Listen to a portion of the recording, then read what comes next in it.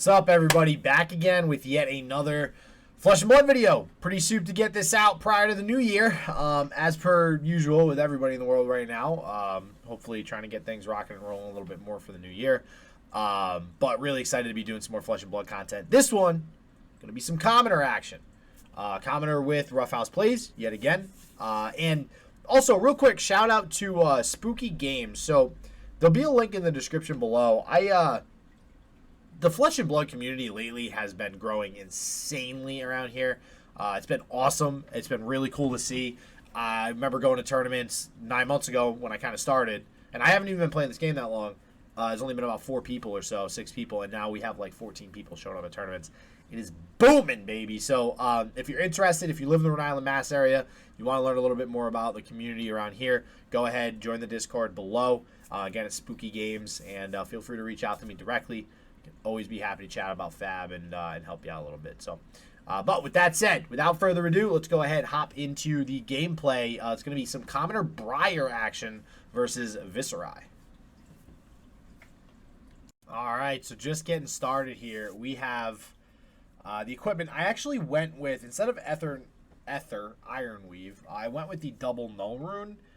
Because this is like, I think, the third game that we played. I decided to go with the 2 null rune just in case I needed to block the Rosetta Thorn. So that was my reasoning there. It turns out later on in this game, I think I found a spot to use Ether Ironweave. It's the first 2 games I didn't find a spot, which is why I kind of was like, all right, this is useless.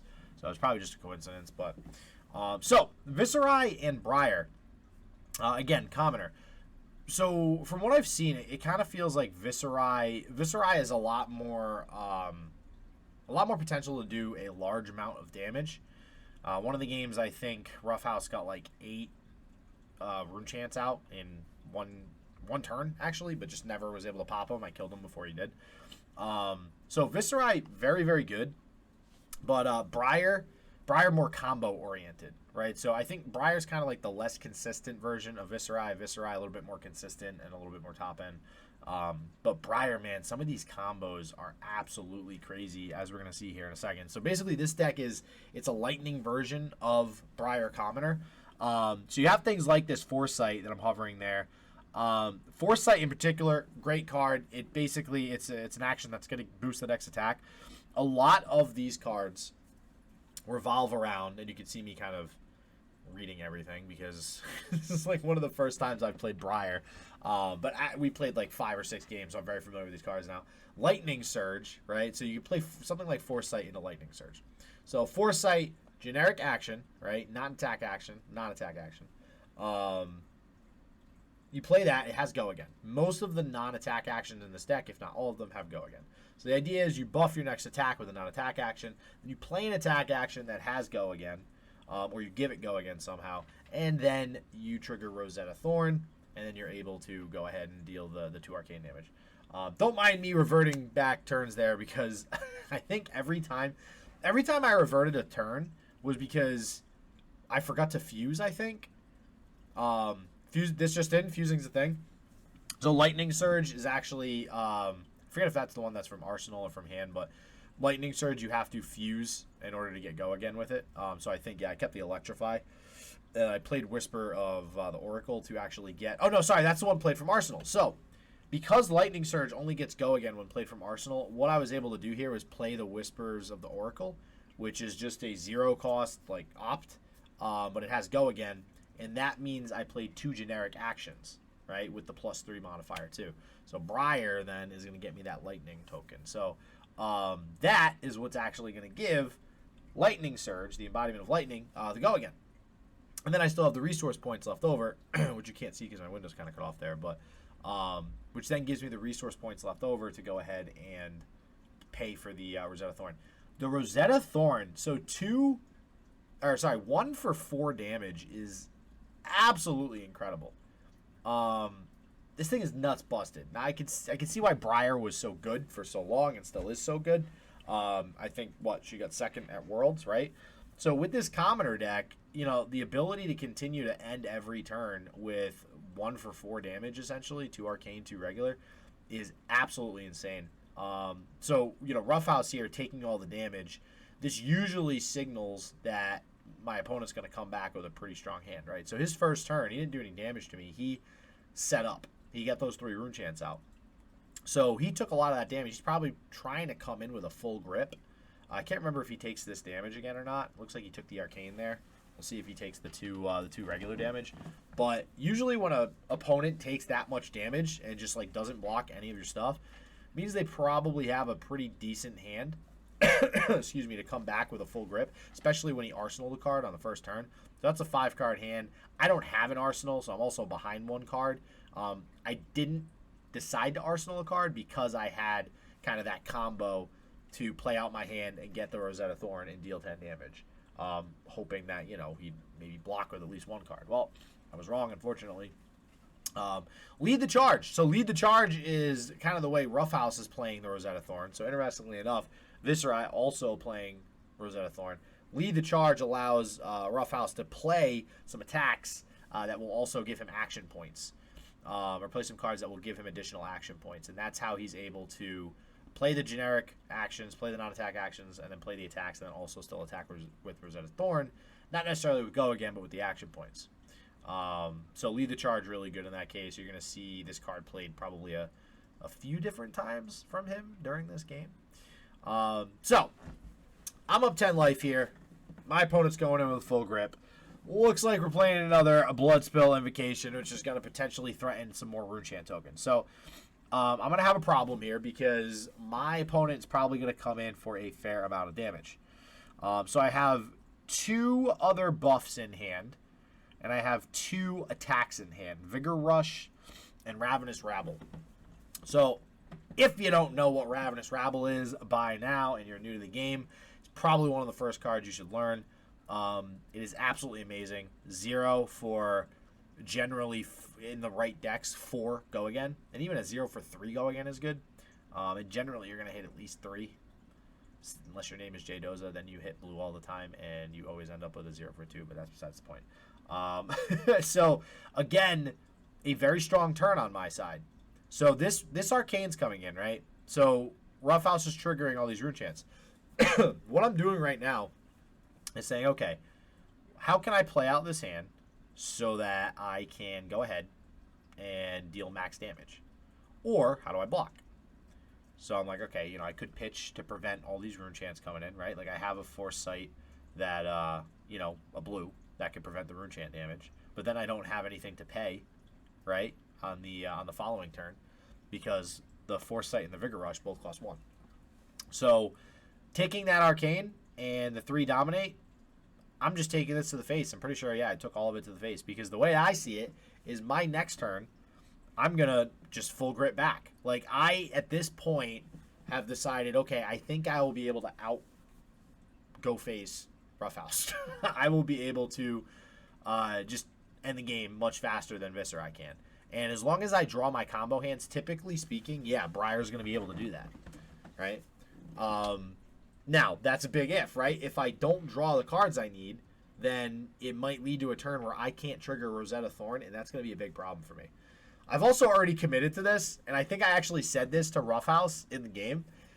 Right here, I'm just like jamming, yep, 0, take the damage. Like he came back after I did 10 damage, and he did 14 damage to me, which is nuts. So, but 10 damage, like I can threaten 10 damage in 1 turn. So that is going to ensure, and that was my line of thinking, right? That's going to ensure that when I play these cards, I will be able to threaten lethal and force blocks out of the hand of Roughhouse. So I pitch the blue Foresight. I play the first Foresight to give the next attack +3. And of course, yeah, what did I hit? A yellow? Of course I hit a yellow. So Ravenous Rabble got -2 and then +3 from the Foresight. Foresight costs 1. So I'm going to have 2 floating here. Ravenous Rabble alone is already threatening a lot of damage. Like this sets up Rosetta Thorn, and I have the resource points to play Rosetta Thorn. So Roughhouse knows that this plus Rosetta Thorn is lethal. So at some point, he's going to have to block something. Now, Vigor Rush, for those of you who don't know, I didn't even know this card before this deck. This is a cost 1, 4/4, 4 attack, which is already pretty good, and essentially Go Again in this deck. If you played a non-attack action, it gets Go Again, which you will, that's always going to be what you're doing. You're playing a non-attack, you're playing an attack. So To have this as a follow-up is absolutely insane. This threatens the lethal without the Rosetta Thorn. And this is where I start to gain the tempo back, right? Because this is going to force blocks out of Roughhouse's hand, right? The next attack with Rosetta Thorn has to force at least one more card, right? Does he have any equipment? No, see, he doesn't have any equipment. He already blocked with the Ether Ironweave. So he doesn't have any equipment he can toss in front of this to live at 1. So he has to use his last card in hand to be able to live. You can see me hovering the Embodiment of Earth token there. Not as useful in this Briar deck, this commoner deck, as some other competitive decks, just because playing probably a little bit more attacks. But that's besides the point. So anyways, he basically passes. Comes right back to me. So now I have tempo. I have the tempo back. I was able to force full blocks out of Roughhouse's hand. So now it's a matter of, can I continue this non-attack, attack, Rosetta Thorn every single turn? And looking at this hand, the answer is undeniably yes. Can I just tell you how much I freaking love Nimblism? So Nimblism, another card, because again, I've only played for about 9 months. I've only played certain decks. I know Phi pretty well. I know Dromai. I know Icelander. I know Dorinthia. Probably about half the heroes I know pretty fairly well by now. Still learning. Nimblism was not a card that I was really privy to. Even with Phi, like I played Phi, but most Phi decks don't play Nimblism. Maybe Commoner Phi, but now that I've kind of experimented with Commoner, why the hell is Nimblism common? Nimblism is so good in Briar. So good. Just a free non-attack action that gets you to your next attack to get to that Rosetta Thorn. So, Entwine Lightning, I believe, is the one. Yeah, Entwine Lightning is the one that you fuse a lightning card to get going in. So I had the Lightning Surge there to go ahead and do that. And then I think, yeah, I just end up pitching the Whispers of the Oracle for the Lightning Surge and then go straight into the Rosetta Thorn again. So, again, the Nimblism buffed the first attack, right? That forces a block because Roughhouse is only at 3. The Rosetta Thorn now comes in, dealing 2 arcane damage. So this is going to force a pitch for arcane, which he does have 2 arcane barrier. Looks like he took the arcane damage and then just blocked.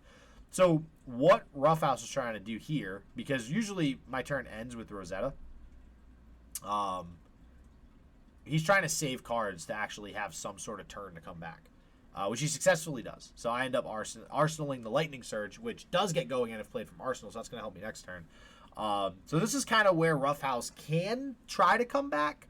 He cracks the gauntlet, comes in for a big attack. Valiant effort, I got to say, because this does help him swing the tempo a little bit back in his favor. But here's where I start thinking, okay, I just need to live at 1. Because in all honesty, I'm probably going to finish out the game next turn, right? So I have a blue Lightning Surge that gets go again. Unfortunately, it's blue. Don't Arsenal blue. Always regret Arsenaling blue. I hate that shit. So I have the free go again in my arsenal, right? I have another Lightning Surge in hand that's yellow. That will probably be pitch fodder. I forget exactly how I plan this out here, but we'll see. Then you have Electrify, which also has go again. So that's an action. So that's how I can start my turn, right? I can also play Brandish, which has go again. So no matter what, I have Electrify Brandish to at least go action attack, which is what I'm hovering right now. I decide to block with the Brandish, which does let me live at 1. So Brandish is the card I end up getting rid of. I don't really need the extra. I think the way that I looked at it there is that was the least valuable card in my hand because it just gives 1 extra attack to my weapon. And otherwise, it's a 1 for 3, which is not great considering the other options in this deck. Plus, I have Entwined Lightning. So, considering I have the other Lightning Surge in my hand, I can Electrify, go again, Entwine Lightning, fuse it with Lightning Surge, right? And then play the Lightning Surge from Arsenal, right? That gets go again. And then go ahead and play the Rosetta Thorn and pitch the original Lightning Surge in my hand. I think that's the way I do this turn. I think this is one of those turns that I undo because I screw up the fusing. And then I restart the turn. But that actually gives me a non-attack action, and I'm playing 2 attacks? No, 2 attacks. 2 attacks plus Rosetta Thorn to really finish out this game. And it's basically 4 cards versus 4 cards here. However, having a weapon, he very big advantage in a lot of these cases, especially if it's a cheap weapon like Rosetta that only costs 1 resource point. So I went with Entwined Lightning here first. I think this is where yeah, see, I forgot to fuse. I think I realized I didn't get go again. Oh, no. No, the fusion symbol's there. Okay, never mind. It might have been, did I just play it in a different order? I might have played Electrify after this, because it really doesn't matter if you play the attack first or the non-attack action first. So it looks like I went red Entwined Lightning, then the Lightning Surge from Arsenal. That got the block. So we still got there. We got there. Just different order than I had originally anticipated. Just goes to show you can play this game a million ways. Then I do... see, Lightning Surge doesn't make sense, so it would have to be the Electrify and then pitch Lightning Surge, which still gets me to where I need to go. I'm playing the Lightning Surge. Oh, no, you know what I did here? The Snapdragon Scalers. When in doubt, if you are finishing things out, see what I did there? I rhymed. You can use the Snapdragon Scalers. All right, that's going to wrap it up. Honestly, that was a lot more fun than I had anticipated. I am a longtime card game player. I love playing with expensive cards. I love having all foiled out decks, shiny stuff. I like collecting expensive cards. That's just always how I've been. But this format, granted, I'll probably still get all foil commons for the deck. That's a different point. This format was way better than I had ever anticipated. I think it's very fun. I think it can be competitive. And there's certain cards that you might not see in Blitz or CC that are viable in Commoner, which means the overall card pool is just more useful. There's less dead cards in the card pool. I can't say enough about how awesomely constructed and designed this game is. So if you're not a Fab player, check out Fab. If you are a Fab player and you're in the area, Rhode Island, Mass., hit the link in the description below. Like I said, Spooky Games, shout out. They're in the Attleboro area. We've had a really big growing community over there, about 14 people now showing up at the Armory events. I think we're going to be having skirmishes and stuff, hopefully. So, good stuff happening. So, hope you guys enjoyed the video. Hope you guys enjoyed the Commoner action. Shout out to Roughhouse as per usual. His links will be in the description below as well. And, as always, everybody have a spectacular day.